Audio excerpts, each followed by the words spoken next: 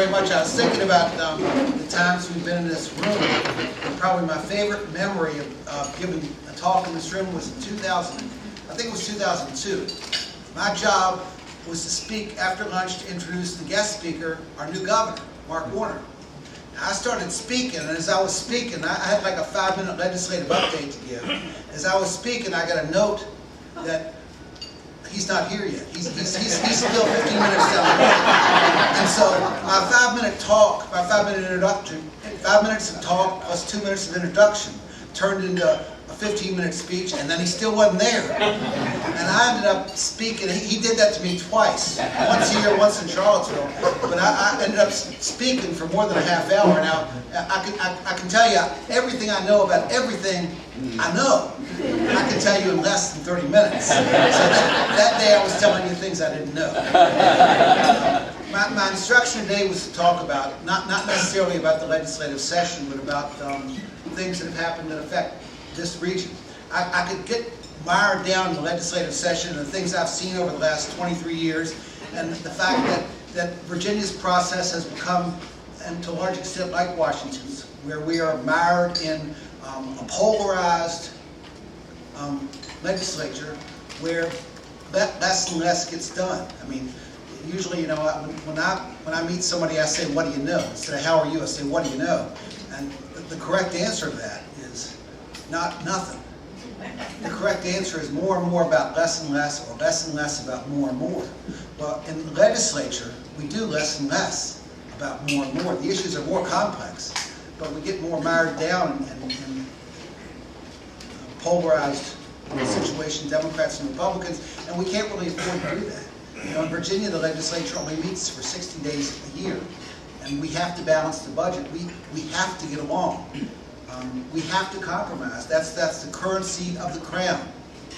Well, that currency is no good for a large number of the people that are elected, and I'm sad to say that has been the situation in Washington for probably a generation. It hasn't been that way in Richmond, but for the last 10 or 15 years, or it's gradually moved that way. But the exciting news I have to tell you isn't really about the legislature. It's affected by the legislature, but it's something you've read, you know, and I'm glad Bill Wilson's in the room here. Back in the 60s, when the interstate was plotted, in the 50s and 60s, the interstate was plotted, and 64 was going to come through Allegheny. There were plans then to expand Route 220, make it 4-lane, and bring it to Allegheny County. The original plan was to bring it through Roaring Run and connect 64 at Lowmore. That was the original plan. Well, there were certain folks that didn't want it to bypass Clifton Forge. So that plan got scuttled. The Department of Highways lost interest. Bill Wilson kept it alive, almost single-handedly, for a lot of years. And then when he was not elected in '89, the 4-laning of 220 fell out of the 6-year plan. Well, I can tell you right now, the 4-laning is not back in the 6-year plan, but for the first time in a long time, there's hope that significant work is going to happen on 220. And from my perspective, there are two things: government, you know, economic growth. A lot of it comes from the private sector. The government can affect it, but the government can't grow the economy. But there's some things that government has to do. It has to provide funding for a sufficient system of public education so you can allow people to live the American dream, and you can allow people to have a good, well-trained workforce. And it has to provide a system of transportation so people and goods and commerce can move from place to place, and people can be mobile, the economy can be mobile. So 220, you know, after many years of struggle, is back in the 6-year plan.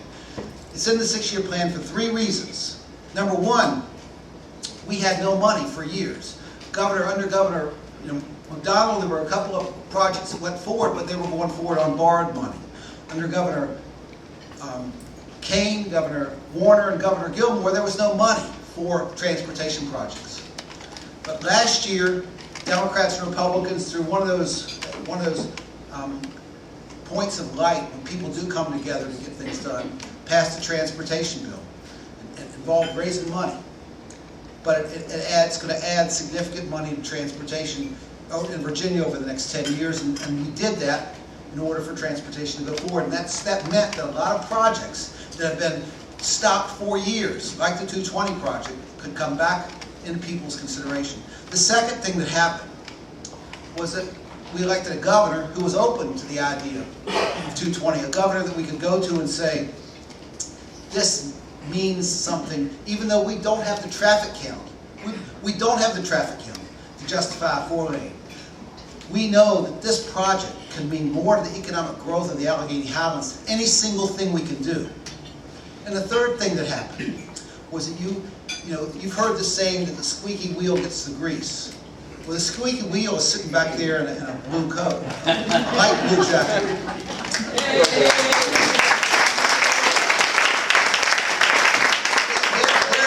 Led by Bill Wilson, lots of people continued to make this an issue, continued to call, continued to hector, continued to make this an issue. And so, I can tell you that right now, 220 is back in the mix. The four laning, as recently as probably 2000, when Senator Trumbo was here and I was in the House of Delegates, we tried to get money into a bond package we were putting together, and bonds are never the way to build long-term transportation. Long-term debt is a bad idea for transportation, but we were doing anything we could to get money for 220.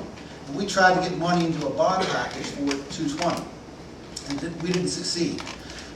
This is real money, $150 million over 4 years, or over 6 years. A 4-lane into the project will involve somewhere between $300 and $400 million, probably closer to $400 million. But this project will allow us to move forward, to make significant improvements on the road, to make it more safe. And I think once the road becomes more safe, the traffic count will go up. I think it will allow us to grow economically. I think that what we told the Secretary of Transportation, the Commissioner of the Department, the Commissioner of Highways, we told them that we would accept this $150 million, if that's all they could do. But that we would be screaming and moaning every single day for a 4-lane highway. And we're not going to sleep until that's done. But this is a step in the right direction. This will allow people to move to and from the Allegheny Highlands to the Roanoke Valley, and will I think, be a positive economic step for our region. In my view, it's the most significant thing that's happened here in a long time. And it's going to take a little while for it to happen, but it's a step in the right direction. Now, that's what I had to say about what's going on here. There's some time for questions, and I'll be glad to take the questions.